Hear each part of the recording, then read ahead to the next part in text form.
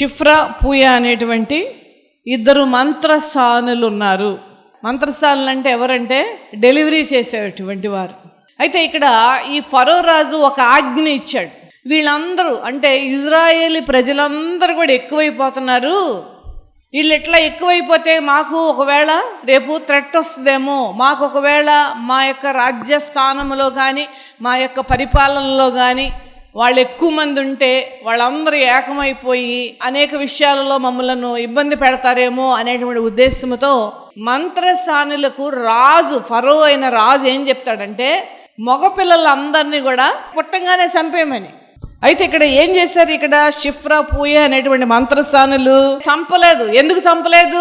దేవునికి భయపడ్డారు. వాళ్ళు రాజుకు భయపడలా. చూడండి, హెబ్రీ స్త్రీలు ఐగుప్తు స్త్రీల వంటి వారు కాదు, హెబ్రీ స్త్రీలు చురుకైన వారు అని రాజుకు చెప్పారు. కానీ ఇక్కడ ఏంటంటే దేవునికి ఎందుకు భయపడ్డారంటే జీవము గల అటువంటి పిల్లల్ని చంపుట అనేటువంటిది వాక్యానుసారమైనది కాదు, అది దేవుడు ఇష్టపడనిది. గర్భములో ఉన్నటువంటి పిల్లలను చంపడం అనేటువంటిది ఇది దేవునికి వ్యతిరేకత, అది హత్యతో సమానము, ఇది తప్పు, ఇది నేను చేయకూడదు. రాజు ఆజ్ఞయిస్తే ఇచ్చాడు. ఒకవేళ మా ఉద్యోగాలు తీసేస్తే తీసేస్తాడు, ఒకవేళ మమ్మల్ని పనిష్ చేస్తే చేస్తాడు, లేదంటే ఒక శిక్ష ఏమన్నా చేస్తే చేస్తాడు. కానీ మేము రాజుకు భయపడవలసిన పని లేదు. నిలబడితే దేవుడు ఏం చేశాడండి, ఈ ఇద్దరు స్త్రీలకు దేవుడు మేలు చేశాడు. మామూలు మేలు కాదు, ఇది అద్భుతమైనటువంటి మేలు. ఆ మేలులను దేవుడు ఇచ్చాడంట. ఏ విధముగా ఇక్కడ మనం చూద్దాం. నీ గర్భాన పుట్టినటువంటి నీ బిడ్డల విషయములలో, వారి ఉద్యోగ విషయములలో, వారి వివాహాల విషయములలో, వారి ఆరోగ్య విషయములలో, వారి బిడ్డల విషయములలో చూడండి, దీవెన అనేటువంటిది ఒక్క ఆ యొక్క పిల్లలకు వరకు మాత్రమే కాదు, వంశముగా తరతరాలుగా 1000 తరముల వరకు నేను దీవిస్తానని వాగ్దానం చేస్తున్నాడు దేవుడు. పశువులను కూడా దేవుడు దీవిస్తానంటున్నాడు. హల్లెలూయా. నేల పంట విషయంలో నీకు సమృద్ధి అయిన మేలు కలగజేస్తాడు. హల్లెలూయా. ఆ విధముగా అంటే నీకు కలిగినటువంటి సమస్తాన్ని కూడా దేవుడు దీవెన ఇవ్వబోతూ ఉన్నాడు. ఈ అభివృద్ధి మనకు కావాలో వద్దా? మనకి మేలు కావాలో వద్దా? అయితే ఈ మేలు మనకు ఎలా రావాలంటే, మనకి అభివృద్ధి మన జీవితాలకు కానీ, మన సంతానానికి కానీ, మన పశువులకు కానీ, మన పంట పొలాలకు కానీ రావాలంటే ఏం చేయాలనేటువంటి మీకు చెప్తాను. యెషయా గ్రంథము 33వ అధ్యాయం 6వ వచనం. నీ కాలములో నియమింపబడినది స్థిరముగా ఉండును, రక్షణ బాహుల్యమును బుద్ధి జ్ఞానముల సమృద్ధియు కలుగును. యెహోవా భయము వారికి ఐశ్వర్యము. ఏంటండి? యెహోవా భయము వారికి ఐశ్వర్యము. వారికి ఐశ్వర్యము. పేరు పెట్టుకుంటారు చాలా మంది. ఐశ్వర్య అంటే అర్థం ఏంటి? సంపద. దాని వలన ఏమీ రాదు, అది మాత్రం గుర్తుపెట్టు. ఎన్ని పెట్టుకున్నా రావాల్సింది ఎక్కడి నుంచి? దేవుని యొద్ద నుండి. అది లేదంటే నీ ఇంటి ముందు కలబంద చెట్టు పెట్టుకున్నంత మాత్రాన రాదు, గుమ్మడికాయ ఏలాడ తీసుకున్నంత మాత్రాన రాదు. పట్టిక అనేటువంటి కొంతమంది ఏలాడదీస్తారు. ఎందుకు ఏలాడదీస్తారు? దిష్టి. అది కట్టేసేసి దిష్టి తగలకుండా ఉంటుందా? ఏమీ జరగకుండానే ఉన్నాయి ఆ కట్టిన దగ్గర నుంచి. కరోనా రాకుండా ఉందా కట్టిన తర్వాత ఎవరికన్నా? చెప్పండి. పట్టిక మూట కట్టిన తర్వాత పచ్చగొడ్డలో గుమ్మం ముందు బూడిద గుమ్మడికాయో లేకపోతే కలబంద చెట్టు గుమ్మానికి పెట్టడం వలన కరోనా రాకుండా ఎవరైనా ఇల్లు ఉందా? రోగం రాకుండా ఎవరైనా ఇల్లు ఉందా? జ్వరం రాకుండా ఎవరైనా ఇల్లు ఉందా? మరి ఎందుకు వాటి మీద మనం ఆధారపడాలి? అదే చేస్తున్నామండి తప్పు. నేను అందుకే మిమ్మల్ని ప్రశ్నిస్తున్నాను. కిటికీ ఇటు పెట్టారా? అబ్బాయి ఇటు పెట్టకూడదండి, కిటికీ అటు పెట్ట మార్చేసేయండి. ఇటు కాదు అటు పెట్టండి. గుమ్మం ఇటు కాదు ఇటు పెట్టండి. దానిలో ఉన్నదా దీవెన? ఏమ్మా? పటికలో కానీ, బూడిద గుమ్మడికాయలో కానీ, కలబంద చెట్టు గుమ్మానికి అలాడ చేయడం వలన కానీ ఉందా దానిలో? నేను ప్రశ్న వేస్తున్నా. వాటి మీద ఆధారపడడానికి వీలు లేదు మనం. కనుక దేవుని బిడ్డలారా, దీని మీద దాని మీద కాదు మనం ఆధారపడాల్సింది. కిటికీల మీద, గుమ్మాల మీద, కలోబంద చెట్ల మీద, ఆలోవేరా చెట్ల మీద కాదు మనం ఆధారపడవలసింది. పేర్ల మీద కాదు మనం ఆధారపడవలసింది. మనల్ని సృష్టించి, మనల్ని పెంచి, మనల్ని పోషిస్తున్నటువంటి ఆ పరలోకపు తండ్రి మీద ఆధారపడాలి. ఎందుకనగా ఆయన నామములో మేలున్నది, ఆయన నామములో అభివృద్ధి ఉన్నది. నీ జీవితానికి, నీ పంటకి, నీ పశువులకు, నీవు వేస్తున్నటువంటి విత్తనాలకు నేను దీవెన ఇస్తాను అని వాగ్దానం చేశాడు దేవుడు. అవి వదిలిపెట్టేసేసి అమ్మ మంగళవారం అండి, శుక్రవారం అండి, అవి అన్ని దినాలు దేవుడు కదా చేసింది. ఒకవేళ ఆ యొక్క దినంలో కనుక ఆ చెడు ఉందంటే దేవుడు సృష్టించేవాడే కాదు. నీకు నీ ఇంటి పక్క నుంచి కానీ, నీ ఇంట్లోంచి కానీ, లేదంటే నువ్వు వెళ్తున్న దగ్గర నుంచి కానీ, నువ్వు పొలంలో పనిచేస్తున్నదేంటి, మా ఇంటి దగ్గర కూడా బోల్డన్ని పాములు ఉన్నాయి. ఎన్నిసార్లు పాములు నన్ను మనల్ని దాటి వెళ్ళిపోయినాయి కాటేయకుండా. అది దేవుడు కృప కాదా? దేవుని బిడ్డలారా, నిన్ను దేవుడు ప్రేమించి, సంరక్షించి, కాపాడుచు నిన్నును, నీ బిడ్డలను, నీ సంతానాన్ని అభివృద్ధి చేస్తానని, నీ పనిని దీవిస్తానని, నీ బిడ్డలకు నేను దీవెనలు ఇస్తానని, 1000 తరముల వరకు నేను దీవెన అనుగ్రహిస్తానని వాగ్దానం చేసిన దేవుడు నమ్మదగిన వాడు. హల్లెలూయా, హల్లెలూయా. కనుక నువ్వు నమ్మవలసినది కలబంద చెట్టును కాదు. ఒకసారి నేను అపార్ట్మెంట్లో ఉంటున్నప్పుడు మా వాచ్మెన్ వచ్చి, అమ్మ 1000 రూపాయలు ఇవ్వండి, నాకు అవసరం, మళ్ళీ తర్వాత ఇస్తానన్నాడు. అని అంటే సరే తీసుకుని వెళ్ళి ఇస్తుంటే, మేడం గారు బయటకు వచ్చేవ్వండి, గుమ్మం దాటి బయటకు వచ్చేవ్వండి అన్నాడు.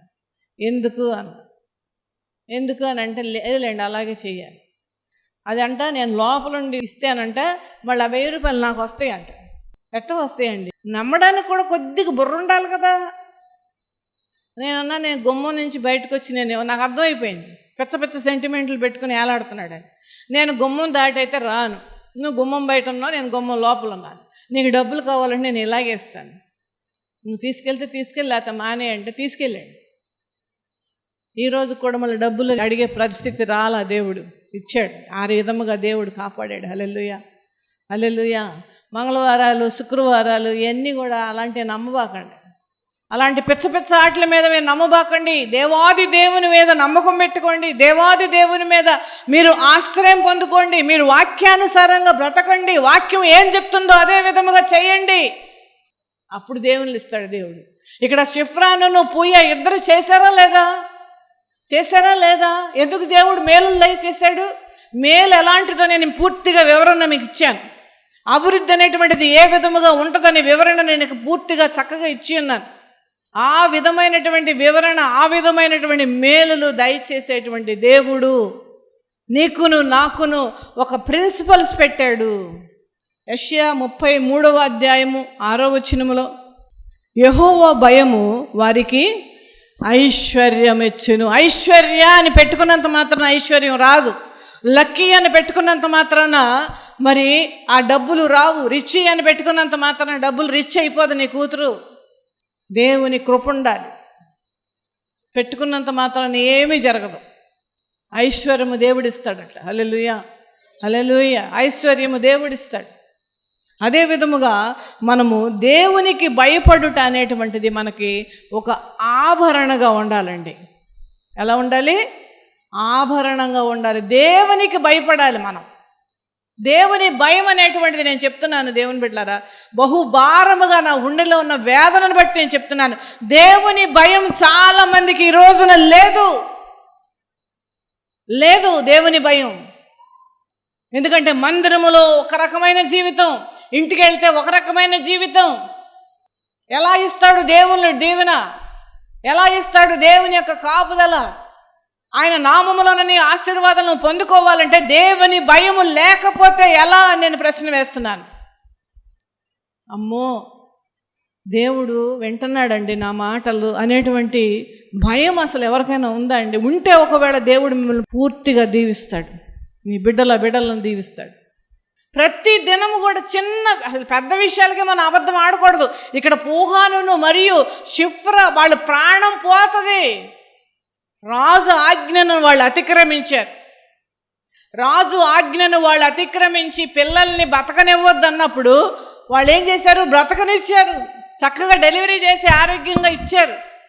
రాజు పిలిస్తే అడిగితే చక్కని సమాధానం ఇచ్చారు. వాళ్ళు ఐగుప్తోళ్ళలా కాదు. ఈ రోజున నీవు నేను నిర్ణయించుకోవలసినది, నువ్వు హెబ్రీ స్త్రీ వలె ఉంటావా, ఐగుప్తు స్త్రీ వలె ఉంటావా? చురుగ్గా ఉంటావా? చురుకు అంటే ఏంటి అర్థం? స్మార్ట్నెస్ అంటే ఏంటి? నాకు దీవెనలు ఎలా వస్తాయి, నా యొక్క ఇంటిలో దీవెనలు ఎలా వస్తాయి, నా బిడ్డలకు దీవెనలు ఎలా వస్తాయి, అది స్మార్ట్నెస్ అంటే. ఎలా వస్తాయి అంటే దేవుని ఎడల భయం కలిగి ఉండాలి. భయం కలిగి ఉండాలి. దేవుని బిడ్డలారా, నా మాటను మీరు కొద్దిగా ఆలోచింపజేస్తే మీ జీవితాలు బాగుంటాయి. మీ జీవితాలకు మేలు కలుగుద్ది. మీ జీవితాలకు ఆశీర్వాదం ఉంటుంది. ప్రతి దానికి అబద్ధమే. మళ్ళా పెద్ద ప్రార్థన పరురాలనే పేరు. అబద్ధాలు ఎంత ఆడుతున్నావండి? పొద్దున్న లెగిస్తే నువ్వు రాత్రిపూట ఒక పుస్తకం పెట్టుకో. రాత్రి పడుకునే ముందు పొద్దున్న లేచిన దగ్గర నుంచి భర్తతో ఎన్ని అబద్ధాలు ఆడాను నేను, నా పిల్లలతో ఎన్ని అబద్ధాలు ఆడాను, నా ఇంటి పక్క వాళ్ళతో ఎన్ని అబద్ధాలు ఆడాను, ఫోనుల్లో ఎన్ని అబద్ధాలు ఆడాను. రాసుకోండి. ఇది మీకు మేలుకరమైనది చెప్తున్నాను, దీవెనకరమైనది చెప్తున్నాను. ఒకవేళ మీరు వ్యాపారాలలో కూడా అబద్ధం ఆడడానికి వీలు లేదు. నష్టం అయితే అయింది, అబద్ధం ఆడొద్దు. దీవించువాడు దేవుడు, మేలును కలగజేవాడు దేవుడు, అభివృద్ధి పరిచేవాడు దేవుడు. ఆయనకు భయపడండి. ఒక స్టోరీ చెప్తాను నేను. ఒక పిల్లవాడిని ఒక తల్లి బాగా చితగ్గొట్టిందంట. అక్కడికి వెళ్ళొద్దన్నాను, అవతల 4-5 దగ్గరికి, ఆ ఇంట్లోకి నిన్ను వెళ్ళొద్దన్నానని ఎన్నిసార్లు చెప్పాను. ఎందుకు వెళ్ళావు అక్కడికి అని చితగ్గొడుతుంది. ఎందుకు? ఆమె ఆడబిడ్డ, వాళ్ళ పిల్లలతో నువ్వు వెళ్ళవద్దు, ఆవుకి పడట్లా, పచ్చగడ్డేస్తే బండిపోతుంది. కొట్టి అమ్మ నేను వెళ్ళలేదు అంటున్నాడు. ఆడు అబద్ధం ఆడుతున్నావు నువ్వు. మళ్ళీ వెళ్ళేది నేను చూశాను కదా. నేను అసలు ఆడు వెళ్ళలేదండి, ఆ ఇంటికి వెళ్ళలేదు. అటు నుంచి వస్తున్నాడు, వేరే ఇంటి నుంచి. ఆమె ఏమనుకుందంటే ఆ ఇంటి నుంచే వస్తున్నాడు అనుకోండి. కానీ చాలా చెప్పాడు, నేను అబద్ధం ఆడట్లేదమ్మా, నేను అబద్ధం ఆడుతున్నావు, నువ్వు అటే వస్తున్నావు అని బాగా కొట్టింది. ఏడుస్తూనే ఉన్నాడు ఆ పిల్లాడు. అంతలోకి పక్కింటాం వచ్చింది. వదిన 4 పచ్చిమిరపకాయలు ఉంటాయి ఇవ్వ, పచ్చడి చేసుకోవాలి అని. పచ్చిమిరపకాయలా? లేవు వదిన, నిన్నే వండేసేసాను. పచ్చిమిరపకాయలు ఉన్నాయి. ఆ పిల్లోడు తల్లి అంకలా చూస్తున్నాడు. మన పిల్లలకి ఏమి నేర్పిస్తున్నాం? అంతేకాదు, జీవము కలిగిన దేవుడు, కళ్ళుండి చూచే దేవుడు నేను చూస్తున్నాడు. నువ్వు అబద్ధం ఆడుతుంటే బాధపడతాడు ఆయన.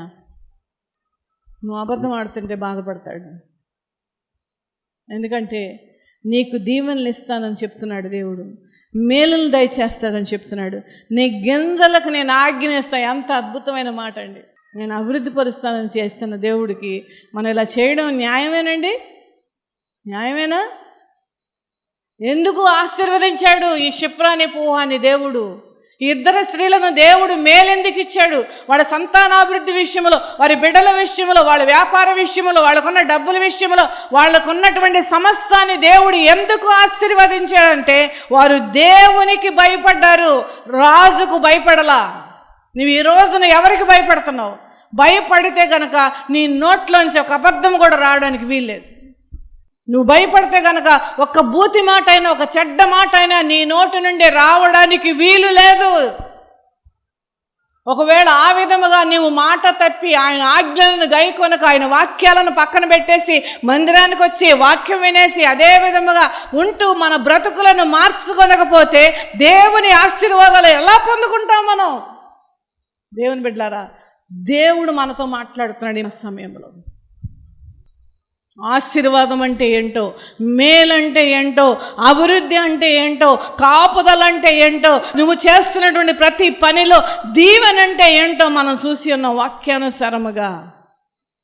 అది నీకు కావాలంటే మన జీవితాలను సరిచేసుకోవాలి. దేవుని బిడ్డలారా, రాత్రి వేళ కలుగు భయమైనకైనను, పగటి వేళ ఎగురు బాణమునకైనను, చీకటిలో సంచరించు తెగులకైనను నేను భయపడకుందును. వాక్యం చదువుకుంటే అయిపోదు.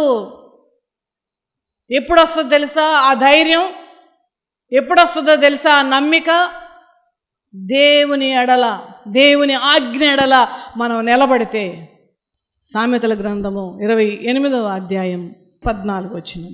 నిత్యము భయము కలిగి భయము కలిగి ప్రవర్తించువాడు ధన్యుడు. ధన్యుడు అంటే అర్థం ఏంటమ్మా? ఆశీర్వదింపబడిన వారు అని అర్థం. నిత్యము మనం జీవించినంత కాలము మనం భయపడవలసినది మన దేవునికి. ఈ మంత్రసానులు వాళ్ళు ఆ రాజు ఆజ్ఞను తిరస్కరించారు. రాజు మాట వినలేదు. రాజు మాటను పక్కన పెట్టారు. రాజుకు భయపడాల. రాజు ఆజ్ఞ గనక మితిమీరితే రేపు వాళ్ళకి శిక్ష రావచ్చు, రేపు వాళ్ళ ప్రాణాలే పోవచ్చు, ఆ ఊరి నుంచి వాళ్ళని బహిష్కరించవచ్చు, వాళ్ళకు ఉన్నటువంటి సమస్తాన్ని కూడా వాళ్ళు దోచుకోవచ్చు, ఏమన్నా జరగచ్చు వాళ్ళిద్దరికి. ఎందుకంటే రాజు ఆజ్ఞను గనక మీరితే ప్రాణం మీదకి వస్తుంది, చంపేస్తారు. ఎందుకంటే పిలిచి మరీ చెప్పాడు అక్కడ ఫరో. కానీ వాళ్ళు రాజుకు భయపడలా. ఎవరికి భయపడ్డారు? జీవము గల దేవునికి భయపడ్డారు. అందుకనే వారికి దేవుడు మేలు చేశాడు. దేవునికి భయపడినందున వారికి దేవుడు మేలు చేశాడు. వాళ్ళని అభివృద్ధి పరిచారు. వారి సంతాన అభివృద్ధి చేశాడు దేవుడు. వారి గింజలకు కూడా ఆజ్ఞనిచ్చి వాటిని ఆశీర్వాదకరంగా మార్చాడు. నీ జీవితం, నీ భర్త జీవితం, నీ కుటుంబం, నీ బిడ్డల యొక్క జీవితము కూడా ఆశీర్వదింపబడాలంటే, దీవింపబడాలంటే, మీ జీవితాలలో మేలులు మీరు చూడాలని కనుక మీకు ఆశ ఉంటే మీరు చేయవలసింది ఏంటో తెలుసా? దేవునికి భయపడటం ఈ రోజు నుంచి ప్రారంభించండి. కొంతమంది భర్తలు వద్దంటున్నారంటే మందిరానికి రాకుండా, అమ్మో ఆయన ఊరుకోడండి, వంకలు కావాలి కదండి మన మందిరానికి రాకుండా ఉండడానికి. భయపడవలసింది ఆయనకు. ఆ విధముగా గనక దేవుని యందు భయము మీరు కలిగి ఉండి ఆయన మాటలను వినుటూ ఆయన ఆజ్ఞలను గైకొని మీరు బ్రతుకుతూ ఉండంటే దీవెనలు ఇస్తానే ఉంటాడు దేవుడు. దీవెనలు ఇస్తానే ఉంటాడు. నువ్వు జీవించినంతకాలం, నువ్వు బ్రతికినంతకాలం సాతాను ఎన్ని శోధనల్ని జీవితంలో తీసుకువచ్చినా, దేవుడు అనుగ్రహించేటువంటి ఆశీర్వాదాలు అవి ఎత్తుకుపోవాలని ఎంత ప్రయత్నం చేసినా ఆ సాతానుకు నీకు దేవుడు అడ్డంగా నిలిచి ఆయన బలమైన హస్తముతో మీ జీవితాలను ఆదుకుంటాడు. హల్లెలూయా. అవన్నీ చేసేటువంటి పని ఆయనదండి. ఆయనదంతా దేవాది దేవునిది. నీవు నమ్ముకున్నటువంటి నీ తండ్రిదది. ఆ బాధ్యత ఆయనది. నేను చేస్తానని కూడా అంటున్నాడు దేవుడు, వాగ్దానం ఇస్తూ ఉన్నాడు. నువ్వు చేయవలసింది ఏంటంటే దేవుని ఎడల భయము కలిగి బ్రతుకుదాం, దేవుని ఎడల భక్తిని కలిగి బ్రతుకుదాం, ఆయన ఆజ్ఞలను అనుసరిద్దాం, ఆయన వాక్యానుసారముగా బ్రతుకుదాం. నీవు ఈ విధముగా ఈ రోజు నుంచి నిర్ణయం చేసుకుని నువ్వు బ్రతికి చూడు, నువ్వే సాక్ష్యముగా మారిపోతావు. నువ్వే సాక్ష్యం ఇస్తావు. నీ ఇంటి పక్క వాళ్ళకి నువ్వు సాక్షిగా ఉంటావు. నీ బంధువుల మధ్య నువ్వు సాక్షిగా ఉంటావు. నా దేవుడు నన్ను ఈ విధముగా ఆశీర్వదించాడు, నా దేవుడు నన్ను ఈ విధముగా తప్పించాడు, నా దేవుడు ఈ విధముగా నన్ను హెచ్చించాడు అనేటువంటి సాక్ష్యాలతో ఉంటుంది నీ జీవితం. లేఖనంలో పడండి, ప్రార్థన చేసుకుని మనం ముగించుకుందాం ఈ యొక్క కూడికను. తండ్రి అయిన దేవ, పరిశుద్ధుడా, నీకు స్తోత్రాలు చెల్లిస్తున్నాము తండ్రి. ఈ సమయంలో నీ మందిరములో మేము చేరిన ప్రభువా, వాక్యాన్ని ధ్యానించుటకు నీ కృప ఇచ్చేవయ్యా, నీకు వందనాలు. వాక్యానుసారమైన బ్రతుకు మాకు దయచేయమని ప్రార్థిస్తున్నాను దేవా. అయ్యా నాయన, నీ ఎడల భయము మేము కలిగి బ్రతుకుట మాకు నేర్పించయ్యా.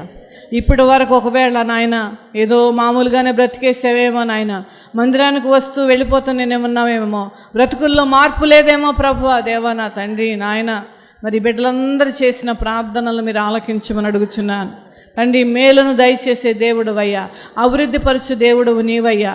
జీవితాలలో నాయన సమస్తమైనటువంటి దీవులు ఇచ్చే దేవుడు నీవు గనక నాయన, అవి పొందుకొనుటకు నాయన బిడ్డలందరూ నాయన నీ ఎడల భయము కలిగి బ్రతుకుట వారు నేర్పించమని ప్రార్థిస్తున్నాను. నీకు ఇష్టం లేని ప్రతిదీ వారిని విడిచిపెట్టే మనసు దయచేయమని ఆయన తండ్రి. వాక్యానుసారమైన బ్రతుకుతో బిడ్డలను నింపమని తండ్రి. వచ్చిన ప్రతి బిడ్డను కూడా దీవించి ఆశీర్వదించమని యేసయ్య నామమున అడుగుచున్నాను తండ్రి. Amen, amen. God bless you అమ్మ. అందరికీ వందనాలు.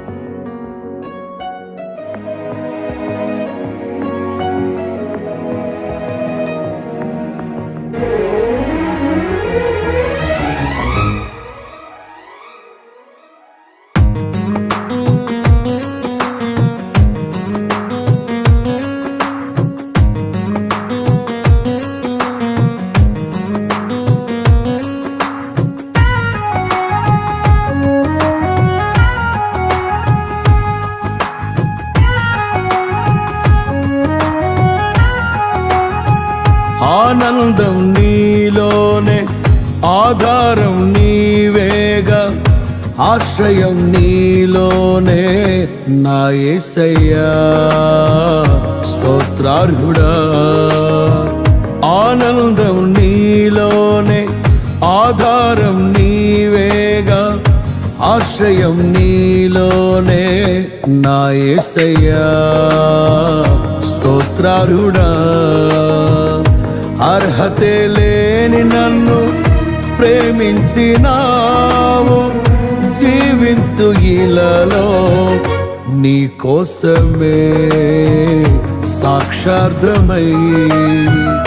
ఆనందం నీలోనే, ఆధారం నీవేగా, ఆశ్రయం నీలోనే నా యేసయ్యా స్తోత్రార్హుడా.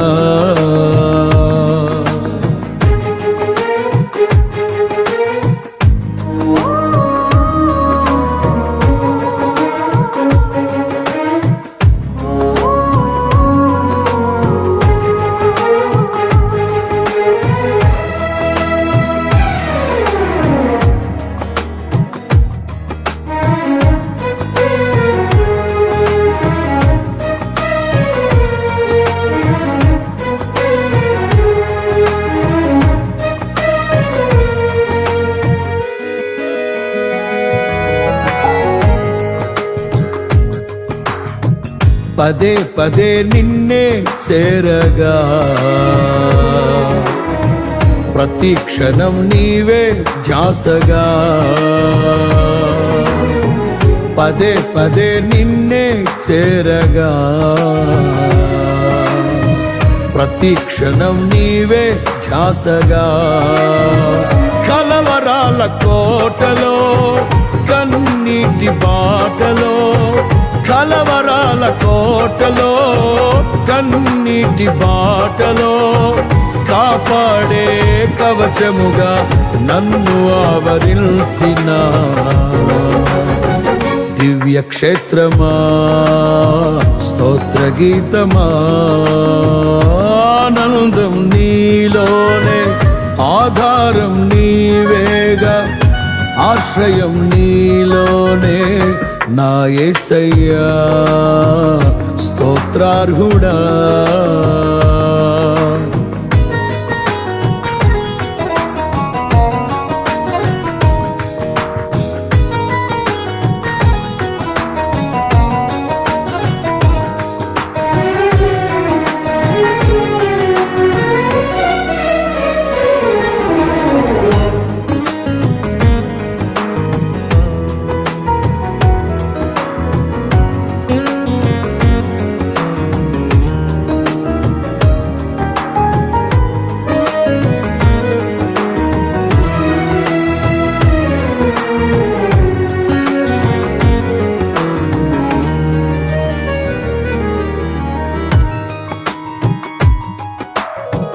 నిరంతరం నీవే వెలుగని, నిత్యమైన స్వాస్థ్యం నీదని. నిరంతరం నీవే వెలుగని,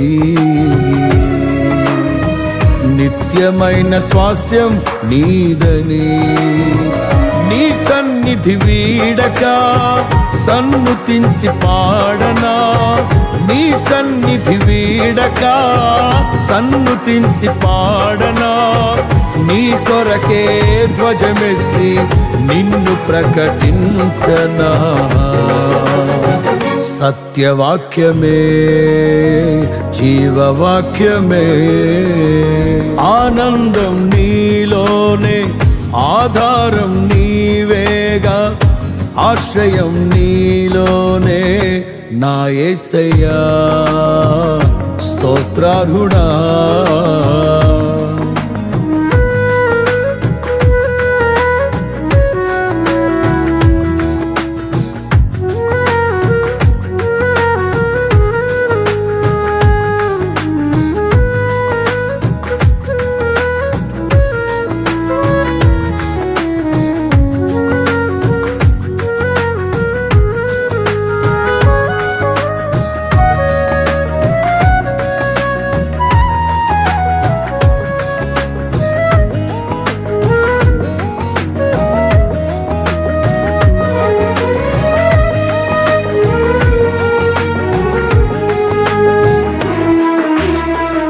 సర్వసత్యమే నా మార్గమై,